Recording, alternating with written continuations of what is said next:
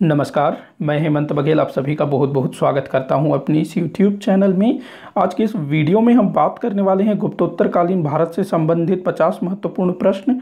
पिछले वाले वीडियो में भी हमने गुप्तोत्तरकालीन भारत से संबंधित कुछ प्रश्न देखे थे, जिसमें हम लोगों ने हर्षवर्धन से संबंधित प्रश्नों पर चर्चा की थी। इस वीडियो में हम हर्षवर्धन के समकालीन जो दूसरे शासक थे, जैसे कि दक्षिण के पल्लव और चालुक्य, तो उनसे संबंधित कुछ प्रश्न पर चर्चा करेंगे। तो वीडियो को आखिर तक देखिएगा, अच्छा लगे तो लाइक और शेयर जरूर करिएगा। तो चलिए शुरू करते हैं आज के पहले क्वेश्चन से।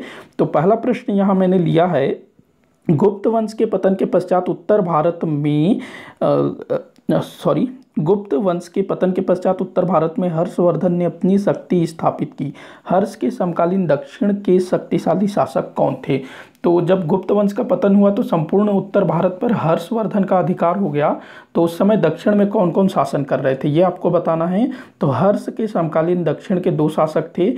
एक तो थे दक्कन के चालुक्य नरेश पुलकेशिन द्वितीय, चालुक्य नरेश पुलकेशिन द्वितीय, जिससे अपना जो हर्षवर्धन है परास्त भी हुआ था। हर्षवर्धन परास्त हुआ था पुलकेशिन द्वितीय से, चालुक्य वंश का था।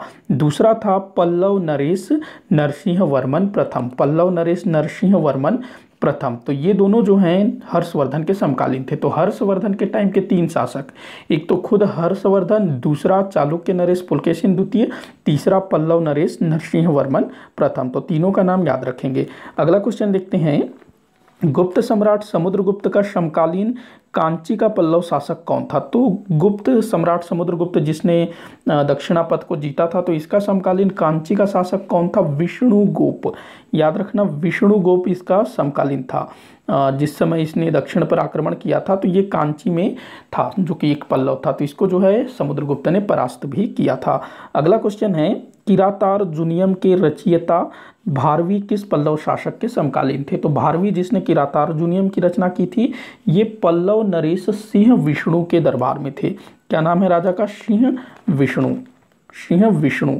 ये जो है पल्लव नरेश थे, तो इनके दरबार में थे भारवी, ध्यान रखना। अगला क्वेश्चन देखते हैं, एक मिनट, थोड़ा सा माफी चाहूँगा। हाँ, अगला क्वेश्चन है, मामल्लपुरम के आदि वराह मंदिर के गुहा मंदिरों का निर्माण किसके द्वारा करवाया गया था? तो मामल्लपुरम में है आदि वराह गुहा मंदिर, तो इसका निर्माण भी सिंह विष्णु द्वारा करवाया गया था। सिंह विष्णु का शासनकाल अगर देखें तो 575 से 600 ईस्वी इसका शासनकाल था।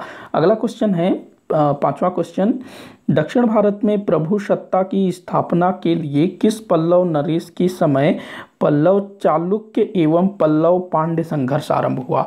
तो देखिए, पल्लव जो थे दक्षिण में जो शासन करते थे, आज का तो तमिलनाडु है उस तरफ, तो इनका जो है चालुक्य और पांड्यों के साथ संघर्ष चल रहा था। तो ये संघर्ष किस शासक के टाइम पर शुरू हुआ था?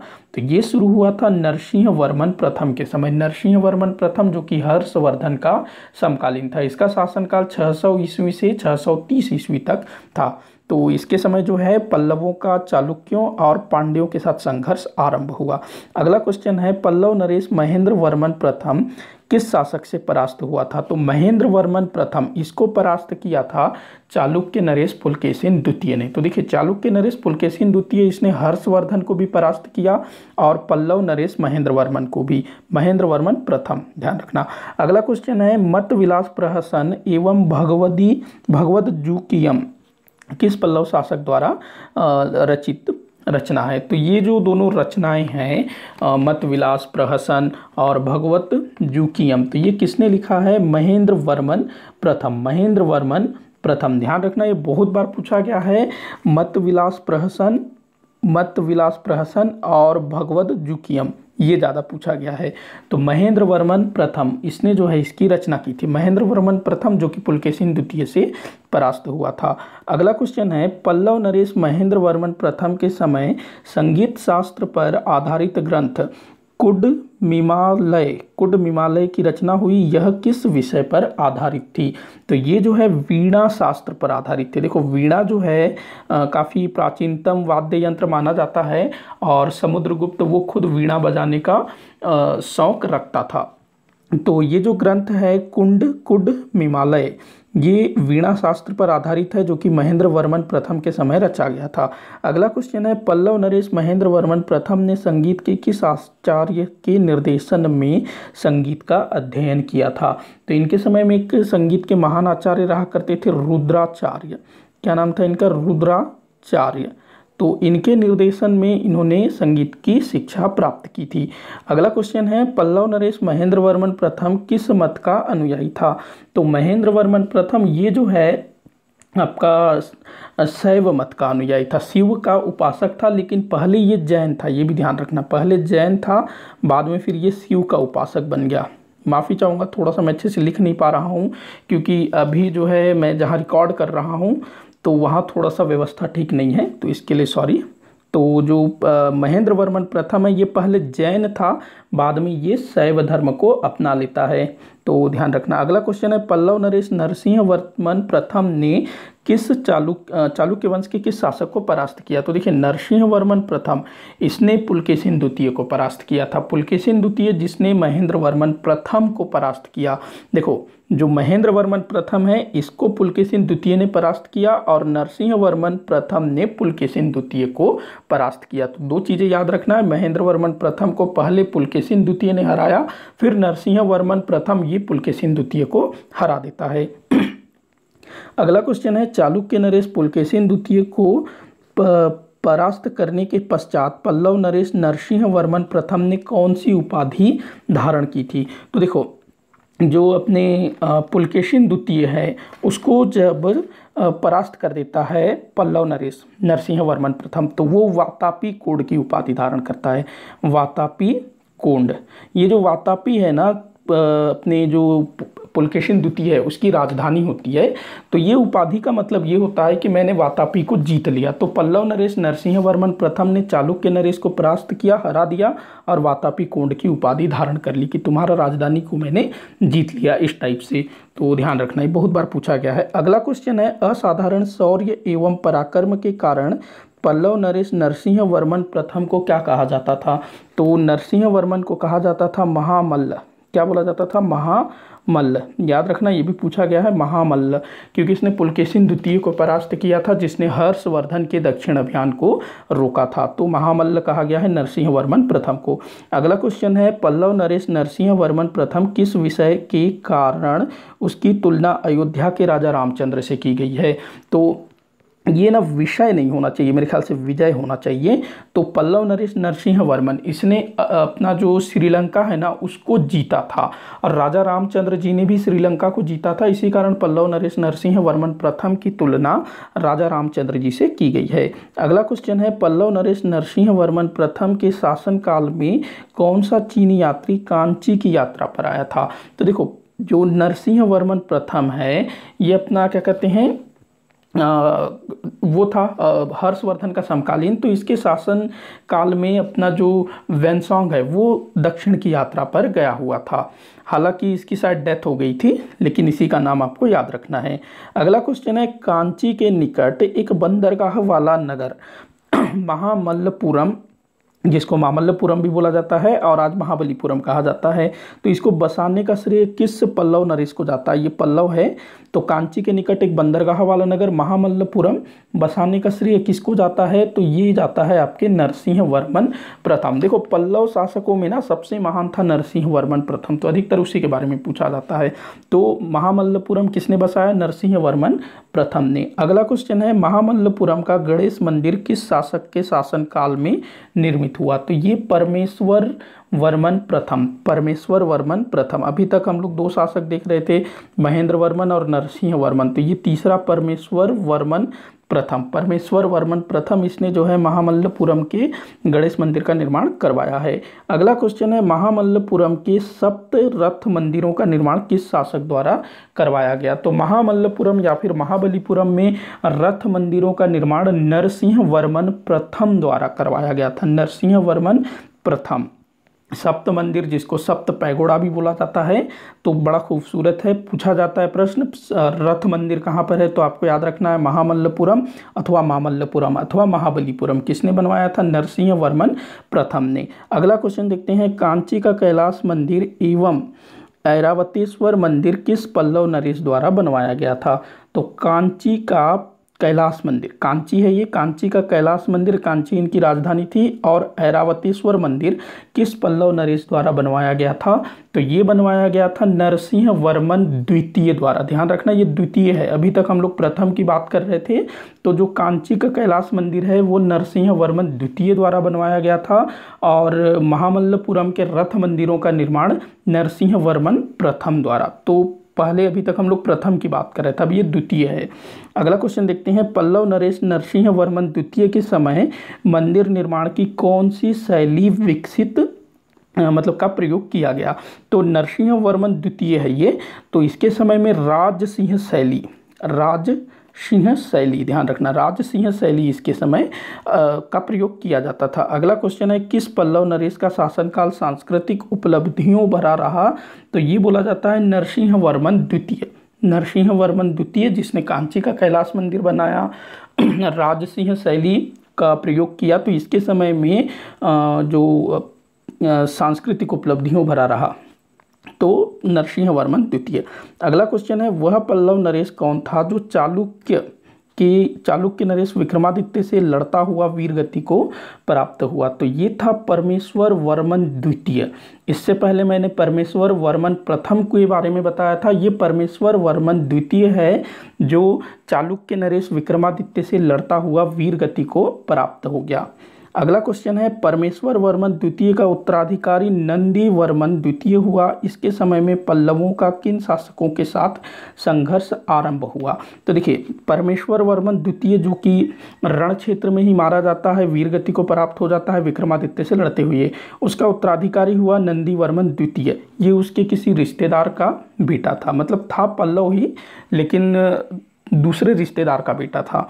तो इसके समय में पल्लवों का किन शासकों के साथ संघर्ष हुआ? तो देखिए, अभी तक जो है पल्लवों का चालुक्यों के साथ और पांड्यों के साथ संघर्ष हो रहा था। इसके समय में एक और नया नाम जुड़ जाता है, वो है राष्ट्रकूट। तो पल्लवों का जो है चालुक्यों, पांड्यों और राष्ट्रकूटों के साथ संघर्ष होता है। तो ये दंती वर्मन के टाइम पर तीनों के साथ संघर्ष शुरू हुआ था। अगला क्वेश्चन है, पल्लव नरेश नंदी वर्मन द्वितीय के समय किस शासक ने कांची पर विजय प्राप्त की और अपनी पुत्री का विवाह नंदी वर्मन से कर दिया? तो ये था दंती दुर्ग। देखो, दंती दुर्ग कौन है? ये राष्ट्रकूट वंश का संस्थापक था दंती दुर्ग। तो इसने जो है पल्लव नरेश कांची मतलब पल्लव नरेश, क्या नाम इसका, नंदी वर्मन, इसके ऊपर आक्रमण कर दिया और इसकी राजधानी कांची को अपने अधिकार में ले लिया और अपनी पुत्री का विवाह नंदी वर्मन से कर दिया था। किसने? दंती दुर्ग ने। एक प्रकार से उसको अपना दामाद बना लिया और उसके क्षेत्रों पर अधिकार करने लगा होगा। अगला क्वेश्चन देखते हैं, तमिल साहित्य के महाकवि पोरुंदेव नार को किस पल्लव नरेश का राजाश्रय प्राप्त था? तो ये नाम याद रखेंगे, पूछा गया है बहुत बार। क्या नाम है ये? पोरुंदेव नार, पोरुंदेव नार। तो ये नंदी वर्मन तृतीय का दरबारी था। ये तृतीय है, अभी जो हम लोगों ने देखा जो जिसके साथ शादी हुआ वो नहीं है, ये नंदी वर्मन तृतीय, उसके दरबार में था पोरुंदेव नार, नंदी वर्मन तृतीय। अगला क्वेश्चन है, मंदिर निर्माण के क्षेत्र में मामल्ल शैली का विकास किस पल्लव नरेश के समय हुआ? तो मामल्ल शैली का निर्माण जो मामल्लपुरम मतलब कि जो महाबलीपुरम या महामल्लपुरम के सप्त रथ मंदिर है जिसका निर्माण नरसिंह वर्मन प्रथम ने किया है, वो मामल्ल शैली में निर्मित है। तो इसका जो शुरुआत है वो नरसिंह वर्मन प्रथम द्वारा किया गया था। अगला क्वेश्चन है, किस स्रोत से यह ज्ञात होता है कि कीर्ति वर्मन का पुत्र पुलकेशिन द्वितीय अपने चाचा मंगलेश की हत्या कर सिंहासन पर बैठा था? तो देखो, ये थोड़ा सा मतलब अलग क्वेश्चन है, मतलब क्या बोल रहा है ये, किस स्रोत से यह ज्ञात होता है कि कीर्ति वर्मन का पुत्र पुलकेशिन द्वितीय अपने चाचा मंगलेश की हत्या कर सिंहासन पर बैठा? तो देखिए, पुलकेशिन द्वितीय से पहले उसका चाचा मंगलेश ये शासन कर रहा था। तो पुलकेशिन द्वितीय जो है अपने चाचा की हत्या कर देता है, खुद गद्दी प्राप्त कर लेता है। तो पुलकेशिन द्वितीय का प्रख्यात शिलालेख प्राप्त हुआ है ऐहोल प्रशस्ति। एहोल प्रशस्ति, तो यहीं से पता चलता है कि उसने अपने चाचा की हत्या की थी। एहोल प्रशस्ति जिसकी रचना की थी रवि कीर्ति ने। अगला क्वेश्चन है, हर्षवर्धन के दक्षिण भारत अभियान को किस शासक ने रोका था? तो पुलकेशिन द्वितीय ने रोका था। ये भी एहोल प्रशस्ति से ही पता चलता है। अगला क्वेश्चन है, किस चालुक्य नरेश ने पल्लव शासकों की राजधानी कांची पर विजय प्राप्त कर कांचन कोंड की उपाधि धारण की थी? तो यहाँ पर देखिए जो क्या कहते हैं, नरसिंह वर्मन प्रथम, उसने वातापी कोंड की उपाधि धारण की थी। वैसे ही किसी चालुक्य नरेश ने पल्लव शासकों की राजधानी कांची पर विजय प्राप्त कर कांचन कोंड की उपाधि धारण की। तो ये कौन था? विक्रमादित्य द्वितीय। विक्रमादित्य द्वितीय, ध्यान रखना, विक्रमादित्य द्वितीय, इसने जो है कांचन कोंड की उपाधि धारण की। अगला क्वेश्चन है, दक्कन में पहली बार अरब आक्रमण किस शासक के समय हुआ? तो ये विक्रमादित्य द्वितीय के टाइम पर ही पहली बार अरब आक्रमण हुआ। इसका शासनकाल कब से कब तक था? तो 733 से 745 के बीच इसने शासन किया था, और इसी के समय में पहली बार दक्कन में अरबों का आक्रमण हुआ। ये जहाँ तक ना समुद्र के रास्ते हुआ रहा होगा, तो ध्यान रखना। अगला क्वेश्चन देखते हैं, कल्याणी के चालुक्य शासकों की राजधानी कहाँ थी? कल्याणी के चालुक्य शासकों की राजधानी मान्यखेट थी। मान्यखेट, ये पहले शायद ना कल्याणी थी, बाद में फिर ये मान्यखेट हुई। अगला क्वेश्चन देखते हैं, वह चालुक्य नरेश कौन था जो अपनी लंबी बीमारी तथा लगातार पराजय से कुंठित होकर तुंगभद्रा नदी में कूदकर आत्महत्या कर ली थी? तो एक शासक था चालुक्य नरेश, उसका नाम था सोमेश्वर वर्मन प्रथम। क्या नाम था? सोमेश्वर वर्मन प्रथम। सोमेश्वर वर्मन प्रथम, वर्मन नहीं है, खाली प्रथम है, मतलब सोमेश्वर है, सोमेश्वर प्रथम। सोमेश्वर प्रथम, इसका शासनकाल 1048 से 1068 के बीच। तो ये जो है लगातार हारता जाता है, मतलब जो लगातार इसको पराजय का सामना करना पड़ता है और लंबी बीमारी से पीड़ित होता है, तो इससे कुंठित होकर के ये जो है नदी में कूदकर सुसाइड कर लेता है। सोमेश्वर प्रथम, सोमेश्वर प्रथम। मैंने वर्मन लगाया, माफ़ी चाहूँगा। जो वर्मन है ना, वो अधिकतर पल्लव शासकों में देखने को मिलता है, बाकी जो चालुक्य हैं उनमें नहीं मिलता है। तो ये सोमेश्वर प्रथम था। अगला क्वेश्चन है, किस शासक द्वारा चालुक्य विक्रम संवत की शुरुआत की गई थी? बहुत ज़्यादा इंपॉर्टेंट क्वेश्चन है। ये है विक्रमादित्य षष्ठ। विक्रमादित्य नाम याद रखेंगे, विक्रमादित्य छठा। देखो बहुत सारे विक्रमादित्य शासक हुए चालुक्य, तो ये छठवां था, विक्रमादित्य छठवां। तो इसने जो है 1076 ईस्वी में चालुक्य विक्रम संवत की शुरुआत की। अगला क्वेश्चन है, विक्रमांक देवचरित के रचयिता कश्मीरी कवि विल्हण किस शासक के दरबार में थे? तो ये इसी विक्रमादित्य षष्ठ के यहाँ रहा करता था, विक्रमादित्य छठवां के यहाँ, जिसने चालुक्य विक्रम संवत की शुरुआत की। यहीं पर रहता था कश्मीरी कवि विल्हण। इसकी रचना है विक्रमांक देवचरित। ये भी कई बार पूछा गया है, ध्यान रखना। अगला क्वेश्चन है, बादामी के चालुक्यों का अंतिम शासक कौन था? देखो जो चालुक्य थे ना, ये अलग अलग स्थानों से शासन करते थे, बादामी से, वातापी से, कल्याणी, मान्यखेट से, वेंगी से। तो जो बादामी मतलब कि वातापी के चालुक्य वंश का अंतिम शासक कौन हुआ? तो ये हुआ कीर्तिवर्मन द्वितीय। कीर्तिवर्मन द्वितीय, ध्यान रखना, कीर्तिवर्मन द्वितीय ये जो है बादामी के चालुक्य वंश का अंतिम शासक सिद्ध हुआ। ये 745 से 753 ईस्वी तक इसका शासन रहा। अगला क्वेश्चन है, बादामी के चालुक्य वंश का अंत किसके द्वारा हुआ? तो बादामी के चालुक्य वंश का अंत किया दंती दुर्ग ने। दंती दुर्ग वही है जिसने राष्ट्रकूट वंश की स्थापना की थी। तो इसने जो है चालुक्य वंश का अंत किया और राष्ट्रकूट वंश की स्थापना की। तो यहाँ ये भी आप लोगों को ध्यान रखना है कि बादामी के चालुक्य वंश का अंत दंती दुर्ग द्वारा किया गया और राष्ट्रकूट वंश की स्थापना हुई। दंती दुर्ग ने किस वंश की स्थापना की? तो राष्ट्रकूट वंश की स्थापना की।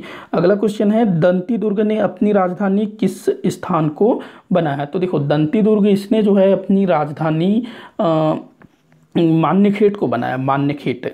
लेकिन आगे चल करके मान्यखेट, लेकिन शुरुआत में ना ये बादामी ही रही, जहाँ तक बादामी राजधानी रही। बाद में अमोघ वर्ष उसने मान्यखेट को राजधानी बनाई थी, जहाँ तक। ये आपको अमोघ वर्ष ही लगाना होगा। एक बार बताइएगा आप लोग भी कमेंट करके, अमोघ वर्ष होना चाहिए, अमोघ वर्ष।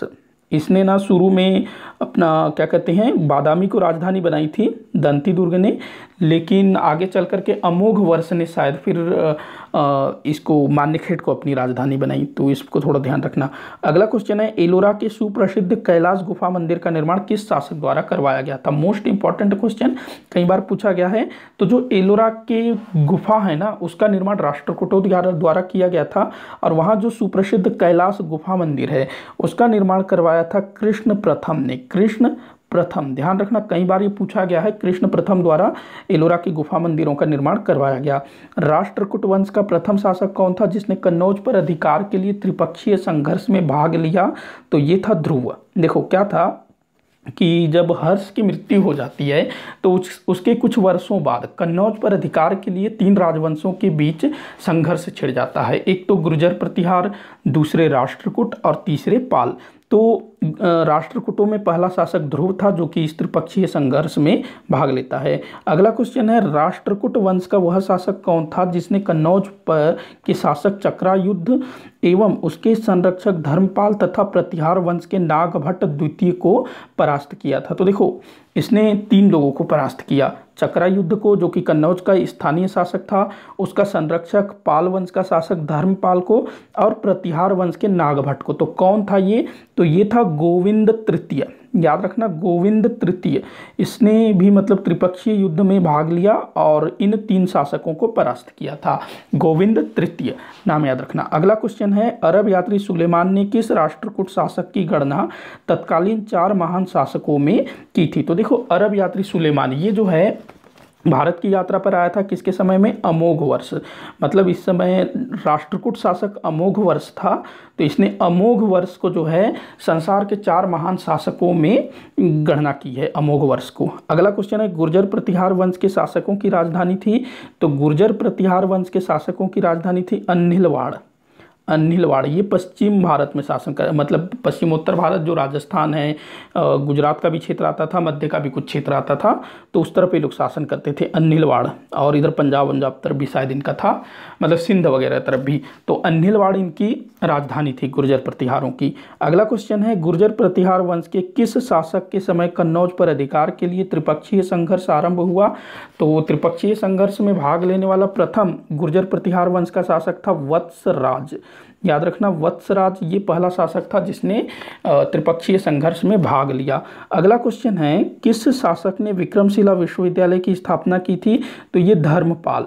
धर्मपाल नामक अपने जो पाल वंशीय शासक है उसने जो है इस विश्वविद्यालय की स्थापना की थी। लेकिन यहाँ एक चीज़ याद रखेंगे कि कई सारे पुस्तकों में ये दिया हुआ होता है कि जो पाल वंश का शासक था, संस्थापक गोपाल, उसने इस विश्वविद्यालय के निर्माण कार्य की शुरुआत की थी जिसको धर्मपाल द्वारा पूर्ण किया गया।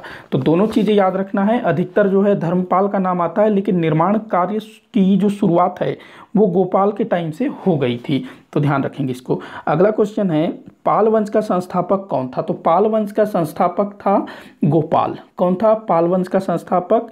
गोपाल था। हाँ, पाल वंश का संस्थापक गोपाल।